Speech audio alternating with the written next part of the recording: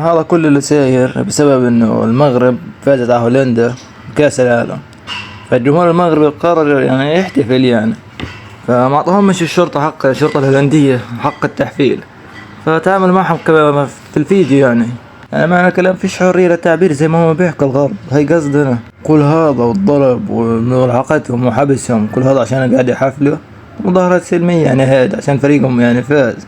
طلعوا معاي لو انه منتخب هولندا اللي فاز على المغرب كان ولا حاجة صارت، يعني المنتخب الهولندي والجمهور تبعه قاعد يحفل على الشعب المغربي ومنتخبه جمهوره هم مقهورين ومضغوطين عشان خسر من المنتخب المغربي، اما لو منتخبهم فاز ولا صار حاجة.